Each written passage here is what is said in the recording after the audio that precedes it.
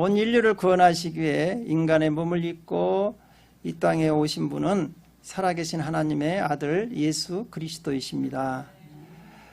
예수님께서는 인류를 구원하기 위해서는 자기가 십자가에 못 박혀 죽어야 한다는 것을 이미 알고 있었습니다. 우리 요한복음 12장 32절 33절 한번 같이 읽겠습니다. 내가 땅에서 들리면 모든 사람을 내게로 이끌겠노라 하시니 이렇게 말씀하시면 자기가 어떠한 죽음으로 죽을 것을 보이심이로라 그랬습니다. 우리 예수님께서 이 땅에 몸을 입고 오셨을 때 성령으로 마리아에게 잉태했을 때 하나님께서 천사를 통해서 이름을 예수라 이렇게 지으라고 말씀하셨습니다. 그래서 이 예수라는 이름의 뜻에는 예수님이 어떻게 죽을 것인가에 대한 의미가 내포되어 있습니다. 히브리어로 예수라는 이름은 예수야라고 합니다.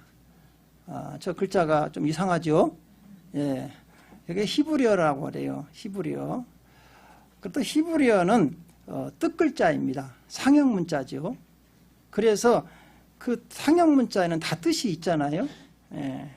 그래서 그 뜻을 분석해 보면 예수가 어떻게 죽을 것인가가 이 안에 내포되어 있다는 것이죠.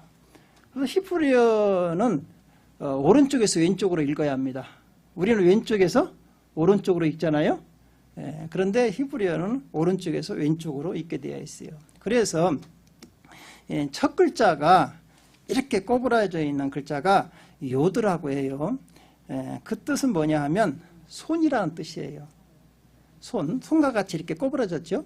손이라는 뜻이고, 두 번째 글자는 슌이라고 합니다. 슌이라고 하는데 이것은 전능자라는 뜻이에요. 전능자. 그 다음에 세 번째 글자는 이렇게 생겼잖아요. 그건 바부라고 하는데 갈고리 같이 생겼잖아요. 그리고 못이라고 해요. 못 알죠? 예. 그리고 네 번째 글자는 아이라고 합니다. 이렇게 본다 해서 눈 이렇게 사람의 눈을 상징해서 본다 해서 아이라고 이야기를 합니다. 그러면 이 네 글자를 한번 우리가 직역을 한번 해보면 어떤 거냐? 전능자의 손의 못을 보라 그 뜻이에요. 예수라는 뜻은 예수님께서 이 땅에 오셔서 인류를 구원하기 위해서 전능하신 하나님의 아들이 십자가에서 못 박혀 죽을 것이다. 근데 그 손마에 못 박힌 자국을 보는 사람마다 구원받는다. 그래서 예수라는 뜻이 그 깊은 뜻이 있는 거예요. 그래서 누구든지 예수님의 손에 십자가에 못 박힌 그 손의 못자국을 보면 다 구원을 받습니다. 믿으시기 바랍니다. 예. 그래서 오늘 우리가 읽은 본문에도 빌라도는 원컨대 원치 않았든 간에 이 사람을 보라 이렇게 이야기를 하는 거예요. 우리 요한복음 19장 5절 한번 다시 한번 읽어보겠습니다. 이에 예수께서 과시관을 쓰고 자색 옷을 입고 나오시니 빌라도가 그들에게 말하되 보다 이 사람이로다. 인류를 구원하러 오신 분이 누구냐? 예수라는 것이죠. 예수님을 가르면서 보라 이 사람이로다 이거예요.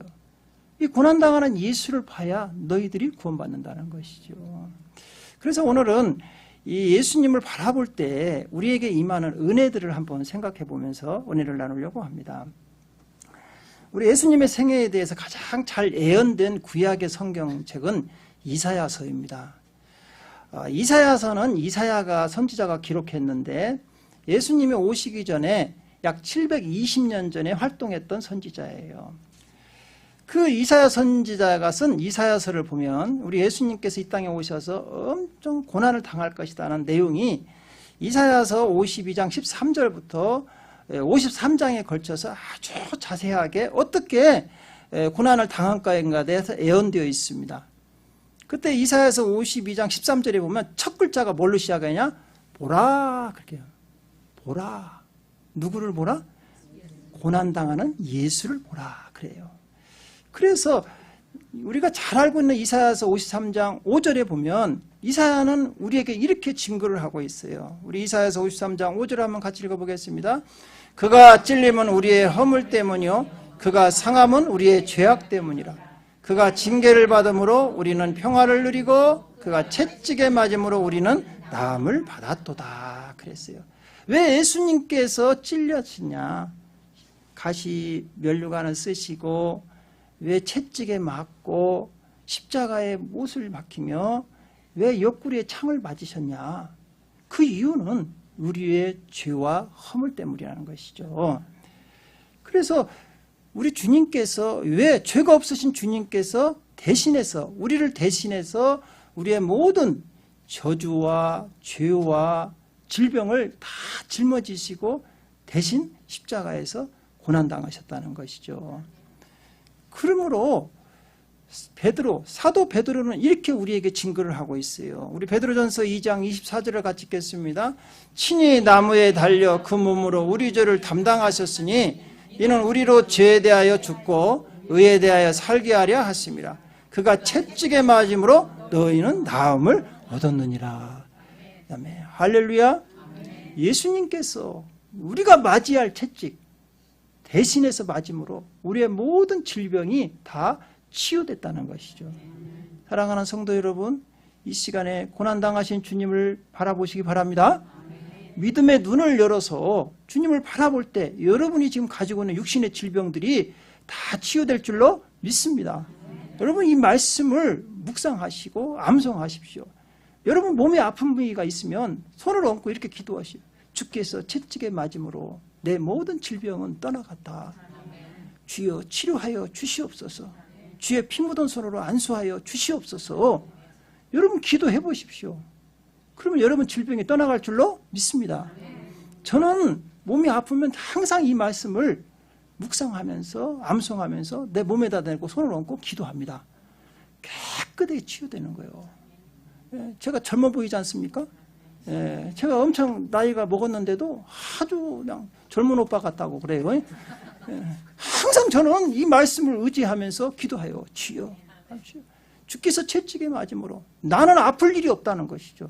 왜? 누가 내 모든 질병을 누가 짊어지고 가셨습니까? 예수님이 짊고 가셨는데 나는 모든 질병에서 자유함을 누려야 한다는 것이죠. 이런 자유함이 여러분에게 있을 줄로 믿습니다. 예, 여러분 우리 성경에도 보면 민수기에 보면 우리 하나님께서 이스라엘 백성들을 애굽에서 출애굽시켰지 않습니까? 이제 광야에서 모세를 통해서 가나안을 향해 가는데 아이고 광야 걸어가는 길이 얼마나 힘듭니까? 덥고 춥고 먹을 것도 없고 물도 없고 그러니까 이스라엘 백성들이 불만하기 시작해. 처음에는 막 나오니까 너무 좋았는데 가다 보니까 지쳐가지고 이제 모세를 원망하기 시작하는 거예요. 이야, 그러면서 이거 너무 힘들다.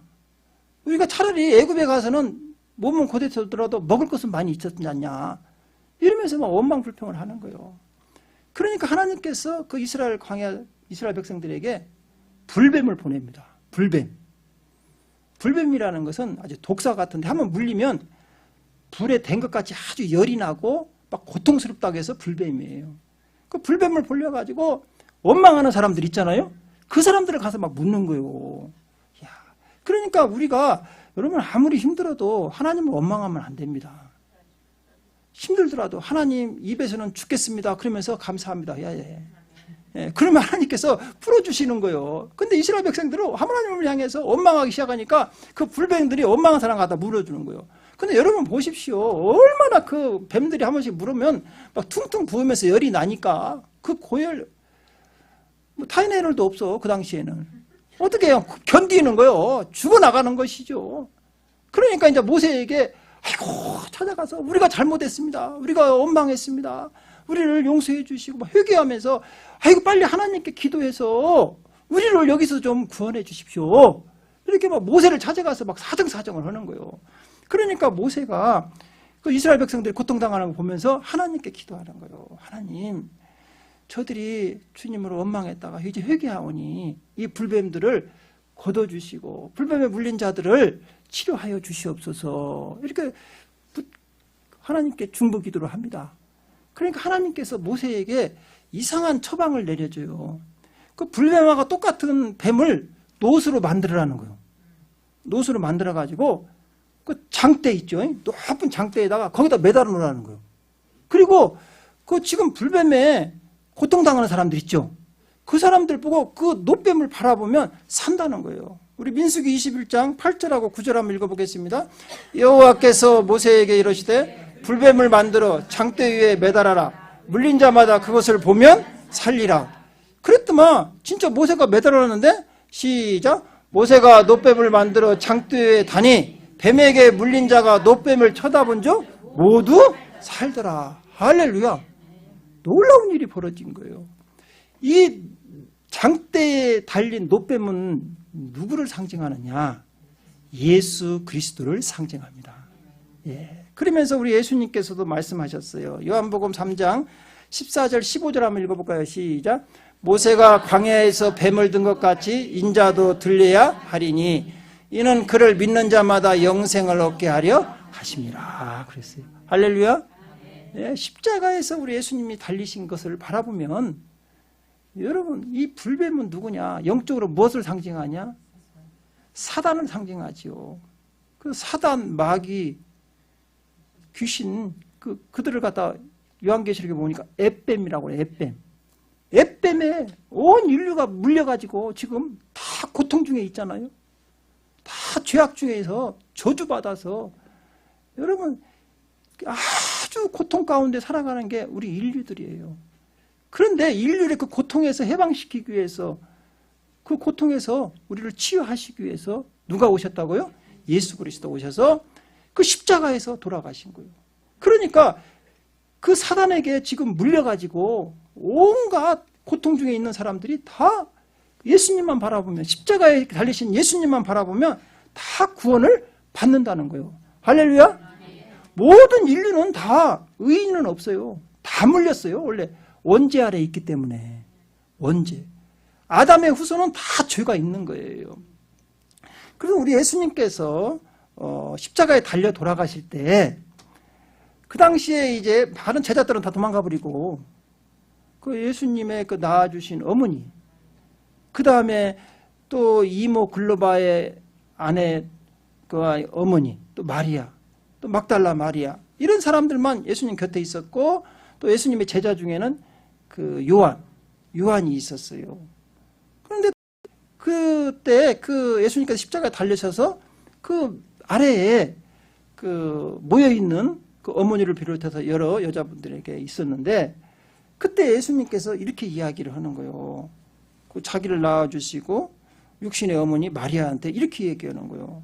우리 요한복음 19장 26절 한번 읽어볼까요? 시작. 예수께서 자기의 어머니와 사랑하는 제자가 곁에 서 있는 것을 보시고 자기 어머니께 말씀하시되 여자여 보소서 아들이니라 하시고. 이야, 여러분 이걸 보면은 많은 사람들이 오해를 해요. 아니 자기 어머니를 갖다가 여자요 보소서 아들이니다 그런 거예요. 그러니까 야 우리 예수님이 좀 예의가 없다. 또 이렇게 오해하는 사람들이 또 있어요. 이걸 오해하면 안 됩니다. 여러분 우리 예수님께서는 이 땅에 오셔서요 육신의 몸을 입고 오셔서 하나님이시잖아요. 하나님의 아들이신데 육신의 몸을 입고 오셔서 공생활을 시작하기 전 30살까지는 그 부모님을 받들어 공경했다고 성경에 나와 있어요. 아주 그 동생들은 다 그 요셉이 일찍 돌아가셨어요. 그래갖고 어머니와 그 이제 그 요셉하고 마리아하고 난 아들, 그러니까 애기들 있잖아요. 동생들이 6명이나 돼야 죄야. 그걸 다 우리 예수님께서 몫의 일을 해가지고 다 그 생활을 했어요. 그런데 이제 우리 예수님은 그 일을 하러 오신 게 아니라 인류를 구원하러 오셨잖아요. 30살이 되니까 이제 공생에 하나님의 일을 하시게 전적으로 하나님의 일을 하시는데 그때 이제 예수님이 동생들도 크고 그랬으니까 다 맡기고 예수님은 이제 하나님의 일을 하러 이제 하시는 것이죠. 그래서 공생에 시작할 때는요, 이제 낳아주신 어머니와 아들 사이가 아니야. 하나님과 피조물 사이야. 하나님과 예수님은 하나님이시잖아. 온 우주 만물을 창조하신 하나님이시잖아. 하나님과 그 마리아는 뭐요? 만든 피조물이라고. 그러니까 여러분 보십시오. 예수님이 공생에 있을 때 여자의 어머니한테 여자라고 한 소리가 첫 번째 가나 혼인잔치에서부터 나옵니다. 가나 혼인잔치에 갔을 때 포도주가 떨어져 버렸잖아요. 그때 이제 마리아가 예수님께 찾아오셔서 포도주가 떨어져 버렸는데 아들 예수여 어떻게 좀 도와줘. 그러니까 예수님께서 이렇게 말씀하죠. 요한복음 2장 4절 한번 읽어볼까요? 시작. 예수께서 이르시되 여자여 나와 무슨 상관이니까 내 때가 아직 이르지 아니하니라. 이것만 봐도 막 굉장히 부모님한테 내차게 이야기하는 것 같죠. 그렇지 않다는 것이죠. 예수님은 지금 이 땅에서 지금 이제 공생애 하나님의 일을 하고 있는 거예요. 창조주로서 우리를 구원할 구세주로서 지금 어머니를 그렇게 바라보고 있는 거예요. 여러분 그래서 우리가 이런 걸 오해하면 안 돼요. 그래서 이제 자기를 낳아줬던 그 마리아지만 마리아는 누구의 후손이냐? 아담의 후손이잖아. 그러니까 아담의 후손은 모두 다 죄가 있는 거예요. 원죄가 있는 거예요. 그래서 로마서 3장 23절은 우리에게 이렇게 말씀하고 있죠. 시작. 모든 사람이 죄를 범하였음에 하나님의 영광에 이르지 못하더니. 그러니까 여러분 마리아도 죄인이라는 거지. 모든 사람이 다 죄를 범하였으니까. 그런데 마리아라도 십자가에 달리신 예수를 바라보지 않으면 구원받을 수 없다는 거예요. 이게 여러분 핵심이요. 그래서 누구든지 누구를 바라봐야 한다고요? 예수 그리스도를 바라봐야 한다는 거예요. 마리아라고 애일 수가 없다는 거예요. 인류의 모든 사람은 의인이 없나니 하나도 없다는 거예요. 모두는 다 누구를 바라봐야 구원받는다? 예수를 바라봐야 구원받는다는 거예요. 그러니까 이 마리아가 그 말을 듣고 이제 예수님께서 부활하셔가지고 승천하셨잖아요. 그때 이제 이 어머니 마리아와 그 동생들이 예수님 말씀대로 다 마가다라방에 모여서 성령을 받기 위해서 전심으로 기도합니다. 여러분 사도행전이 우리 1장 14절 한번 같이 읽겠습니다. 여자들과 예수의 어머니 마리아와 예수의 아우들과 더불어 마음을 같이하여 오로지 기도에 힘쓰더라 그랬죠. 예수님 말씀을 듣고 맞아 나는 죄인이지 나도 구원받아야지. 그러면서 마가다라방에 가셔서 누구들을 다 데리고 자기가 낳은 요셉하고 자기가 낳은 그 동생들 야고보부터 시작해서 여러분 그 남동생만 4명이요. 여동생은 또 2명 이상이니까 여러분 그 다 데리고 가서 어떻게 했다고요? 기도했다. 전심으로 기도했다. 그때 이제 마가다락방에 성령이 임하잖아요. 성령이 임해가지고 이 마리아도 다 성령 세례 받고 예수님의 동생들도 다 성령 세례 받고 그래서 다 구원받죠. 사랑하는 성도 여러분, 여러분들도 마찬가지입니다. 여러분 교회 나와도 성령 세례 받아야 구원받아요. 성령 세례 못 받으면 구원받을 수가 없어요. 로마서 8장 9절에도 뭐라고 말씀해요? 그리스도의 영이 없으면 너희들은 그리스도인이 아니다. 물과 성령으로 거듭난다고 했거든요. 물과 성령으로 거듭나야 하나님 나라를 볼 수 있다고 했어요. 그러니까 이 마리아도 성령 세례를 받지 못했으면 구원받지 못하는 거예요. 예수님의 동생들도 마찬가지고 아이고 나는 우리 형님이 예수인데 NO! 또 어떤 분들은 그래 우리 마누라 교회 잘 다니니까 나는 우리 마누라 치마보락 잡고 올라갈 거야. NO! 여기서 보십시오. 안 되는 거야. 구원은 1대1이야. 1대1. 내가 믿고 내가 예수를 바라봐야 구원받는 거예요. 그래서 예수님의 동생들이 다 예수님 말씀에 성령 세례 받고 야고보는요 초대교회 예루살렘 교회 총회장이 돼요. 그 일을 다 감당하는 것이죠. 사랑하는 성도 여러분, 여러분들도 다 예수 그리스도를 바라보시기 바랍니다. 바라봐야 구원받는 거예요. 많은 사람들이 교회만 왔다 갔다 하는 거이죠. 이거 안 되는 거예요.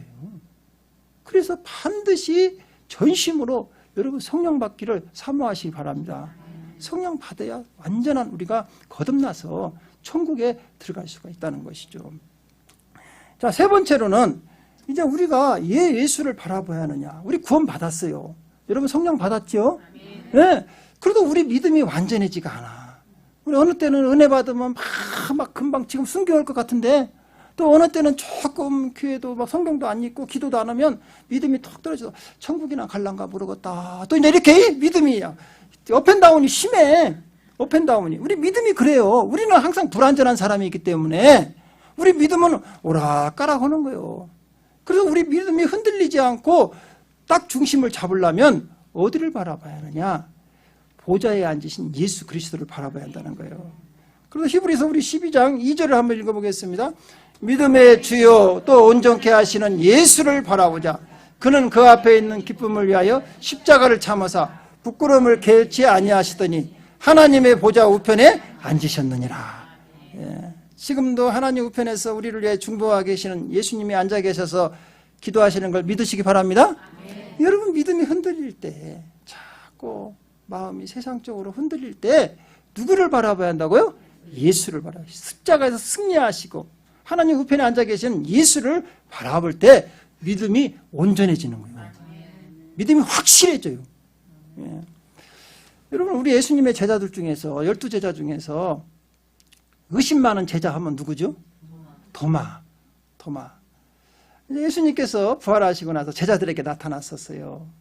그런데 그때 제자들에게 나타났을 때 도마가 없었어요.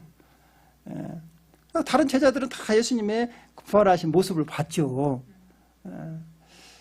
그래서 다 이제 보고는 야 우리 진짜 예수님이 살아나셨구나. 너무 기뻐서 이제 나중에 도마가 왔어요. 도마가 오니까 야 우리 진짜 예수님 부활하셨어. 우리 다 봤어. 진짜 도마가 뭐라고 하는 거니? 에이 어떻게 살아나? 너희들 지금 환상 본 거야. 착각한 거야. 아니야 진짜 봤다니까. 그럴 리가 없어. 그러면서 뭐라고 하니? 내 두 눈으로 확인하기 전에는 나는 못 믿겠다는 거예요. 못 믿겠다. 여러분 오늘날 교회 다니면서 이런 사람 많죠? 하나님 살아계셔. 하나님 지금도 우리를 위해서 좋은 걸 우리를 주시고 우리를 보호하고 계셔. 이야 하나님이 어디 있어? 하나님이 어디 있어? 내가 눈으로 보기 전에는 없어. 도마와 같은 사람 많죠? 여러분은 어떻습니까? 도마 같습니까? 여러분 보셨습니까? 근데 우리 예수님께서 이 도마의 의심을 제거해 주기 위해서 8일 만에 또 나타나십니다. 제자들에게 다 나타나고 도마에게 그러는 거예요. 도마야 너 이리 좀 와봐. 그러면서 손을 탁 내미는 거예요. 이거 봐라. 이거 봐. 우리 요한복음 20장 27절 28절 한번 읽어볼까요? 시작. 도마에게 이르시되 내 손가락을 이리 내밀어 내 손을 보고 내 손을 밀어 내 옆구리를 넣어보라. 그리하여 믿음 없는 자가 되지 말고 믿는 자가 되라. 도마 예수님께서 말씀하시는 거예요. 도마가 하도 의심하니까 보여주는 거예요. 너 손가락 이리 대봐. 못자국이 그대로 있는 거예요. 그래서 우리가 찬송가에도 그랬잖아요. 천국에 가면 주님을 어떻게 알아볼 수 있느냐? 손에 못자국을 보아 알겠네. 그러잖아요. 지금도 여러분 예수님은 부활하신 신령한 몸으로 부활하셨지만 그 몸에 손에는 지금 못자국이 있다는 거예요. 그리고 옆에 창을 맞았던 창자국이 있는 거예요. 그러니까 옷을 걸치면서 너의 창자국 손가락 집어 넣어봐. 손가락으로 이렇게 넣어보라는 거예요. 또 진짜 확인해보라는 것이지. 이게 그냥 도마가 깜짝 놀란 것이지. 도마의 흔들리는 믿음이 온전해집니다. 그러면서 28절에 이렇게 도마가 고백하는 거예요. 시작. 도마가 대답하여 이르되 나의 주님이시오 나의 하나님이시다. 자기가 직접 보니까. 그래서 우리 기독교는요 체험의 종교예요. 예수님 살아 계십니다. 예수님 부활하셨습니다. 여러분 부활하신 예수 그리스도를 믿음의 눈을 열어서 보시기 바랍니다. 그래야 여러분 눈이 믿음이 완전해져요. 도마와 같이 흔들렸던 믿음이 온전해진다고. 이걸 못 보면은 교회를 아무리 다니다가 열심을 내다가도 다 시험 들어서 세상으로 가버리는 거예요. 왜? 그걸 못 봤으니까.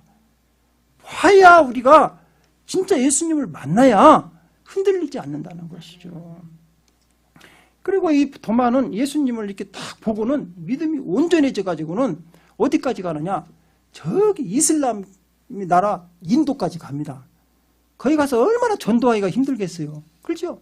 거기 가서 막 빈민들을 구제하고 예수가 그리스도이시고 우리를 구원하러 오셨다고 복음을 막 증거합니다.